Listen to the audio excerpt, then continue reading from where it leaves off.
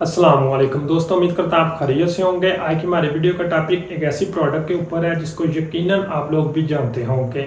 Faiza beauty cream, जो कि whitening के तौर पर, फार्मूला क्रीम के तौर पर, ब्यूटी क्रीम के तौर पर इस्तेमाल की जाती है। आज की वीडियो में हम डिटेल के साथ इसके ऊपर बात करेंगे। इसको किस तरह से इस्तेमाल करना चाहिए, कौन से अफराद में इसको इस्तेमाल करना चाहिए और इसका दुरुस्त तरीका इस्तेमाल क्या है, क्योंकि अक्सर इसके इस्तेमाल से मुतल्लिक बहुत ज़्यादा गलतियाँ देखने को मिलती है। तो वीडियो को एंड तक लाजमी देखिएगा और गुजारिश है जो लोग हमारे चैनल पर अभी नए हैं, चैनल को सब्सक्राइब कीजिए ताकि हमारी लेटेस्ट वीडियो आप तक पहुंचती रहे। तो सबसे पहले फायजा ब्यूटी क्रीम के अगर इंग्रेडिएंट की बात करें तो इसमें मौजूद जितने भी इंग्रेडिएंट हैं वो केमिकल बेस्ड हैं और विटामिन बेस्ड हैं। कोई भी स्टेरॉइड हमें शो नहीं हो रहा। यही वजह है कि इसके काफ़ी अच्छा वाइटनिंग के तौर पर रिस्पॉन्स है। तो इसके इंग्रेडिएंट को अगर डिस्कस किया जाए तो इसमें मौजूद विटामिन ए, जो कि हमारी स्किन के ऊपर जो डेड सेल होते हैं उनको रिमूव करने के लिए इस्तेमाल किया जाता है, एक्सफोलिएटिंग के तौर पर इस्तेमाल किया जाता है। जिन लोगों की स्किन ऑयली होती है उनकी स्किन के ऊपर जो डेड सेल होते हैं वो बैक्टीरिया के साथ एक्नी और पिंपल बनने का सबब बनते हैं। यही वजह है कि विटामिन ए एक्नी और पिंपल या एक्सफोलिएटिंग प्रॉपर्टी की वजह से ऊपर वाली लेयर को साफ कर देते हैं, जिससे काफ़ी अच्छा रिस्पॉन्स मिल जाता है। इस तरह इसमें मौजूद विटामिन ई, जो कि मॉइस्चराइजिंग के तौर पर, एंटीऑक्सीडेंट के तौर पर इस्तेमाल किए जाते हैं। जिन लोगों की स्किन में रिंकल वगैरह का मसला होता है या कह लें कि फाइन लाइन वगैरह का मसला होता है, उन लोगों में विटामिन ई का काफ़ी अच्छा रिस्पॉन्स है। इसके अलावा इसमें मौजूद विटामिन B5, जो कि हमारी स्किन के अंदर जो सेल की हेल्थ होती है उसके हवाले से बहुत ज़्यादा इंपॉर्टेंट होते हैं। इसके अलावा इसमें मौजूद कोजिक एसिड, जो कि ब्यूटी के तौर पर, वाइटनिंग के तौर पर बहुत ज़्यादा अच्छा रिस्पॉन्स देते हैं। ये मेलानिन की प्रोडक्शन को स्टॉप कर देते हैं, जिससे काफ़ी अच्छा कह लें कि ब्यूटी में रिजल्ट मिल जाता है। इसके अलावा इसमें कुछ केमिकल भी ऐड है जो कि फार्मूलेशन को स्टेबल करने के लिए मॉइस्चराइजिंग के तौर पर इस्तेमाल किए जाते हैं।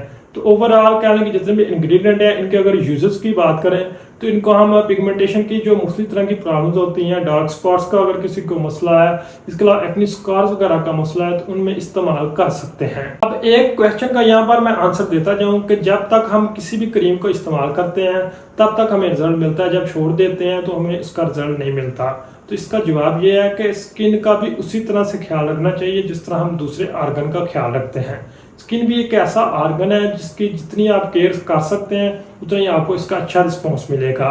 तो मतलब ये है कि कोई भी क्रीम, चाहे वो मेडिकेटेड है, नॉन मेडिकेटेड है, अच्छी है या कह लें कि बहुत ही अच्छी है, जब तक आप इसको इस्तेमाल करते रहेंगे तभी तक आपको रिजल्ट मिलता रहेगा।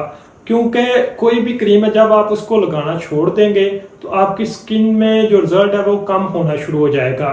तो यही वजह है कि क्रीम जो भी आप इस्तेमाल कर रहे हैं उसको जब तक आपको अपना मुतलका रिजल्ट नहीं मिल जाता तब तक लगाते रहें। जब आपको अपना मुतलका रिजल्ट मिल जाए फिर जो स्किन केयर प्रोडक्ट्स होती हैं, जो कह लें कि दूसरी प्रोडक्ट्स होती हैं, उनको इस्तेमाल करते रहें। क्योंकि कुछ लोगों को बहुत ज़्यादा एक्नी वगैरह का मसला होता है, पिंपल्स वगैरह का मसला होता है। तो ऐसी सूरत में जब एक्नी और पिंपल कवर हो जाएं, फिर दूसरी प्रोडक्ट जो होती हैं स्किन केयर रूटीन में, जैसे कि सन ब्लॉक, मॉइस्चराइजर वगैरह और विटामिन सी के सीरम वगैरह या हेलोरोनिक एसिड जो कि इस्तेमाल किए जाते हैं, वो अपनी स्किन के हिसाब से सजेस्ट करवाएं और उनको इस्तेमाल करें। तो अब बात करते हैं फायदा ब्यूटी क्रीम के दुरुस्त तरीका इस्तेमाल की। क्रीम को इस्तेमाल करने से पहले पैक टेस्ट लाजमी कर लें, और जिन लोगों की उम्र 15 साल से कम है उनको बिल्कुल इसको इस्तेमाल नहीं करना चाहिए। पैक टेस्ट के दौरान अगर स्किन में एलर्जी वगैरह का मसला आ रहा है तो फिर आप इसको इस्तेमाल नहीं कर सकते।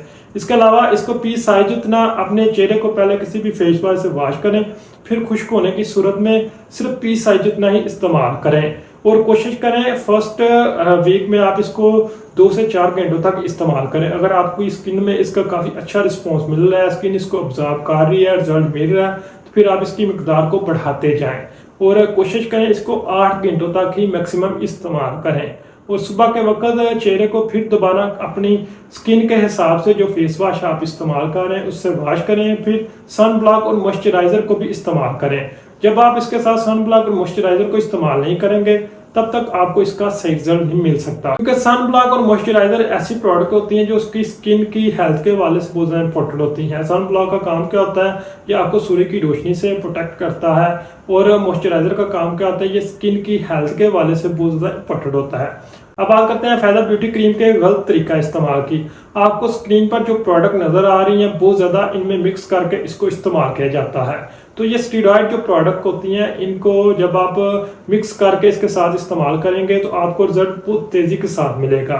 इवन के नॉर्मली इस क्रीम का रिजल्ट आपको 3 से 4 हफ्तों के बाद मिलना शुरू हो जाएगा, लेकिन जब आप इन प्रोडक्ट के साथ मिक्स करके इसको इस्तेमाल करेंगे तो आपको इसका रिजल्ट 1 वीक में ही मैक्सिमम शो हो जाएगा। लेकिन इसमें 2 से 3 बहुत ज़्यादा मेजर साइड इफेक्ट हैं। एक तो आपकी स्किन पतली हो जाएगी जो कि सारी उम्र फिर इसको ठीक करने में गुजर जाएगी।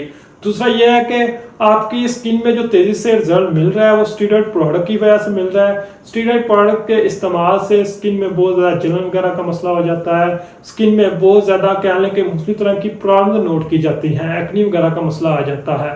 तो कोशिश करें स्टेरॉइड प्रोडक्ट को स्किन पर, ख़ास तौर पर चेहरे पर इस्तेमाल करने से एहतियात करें।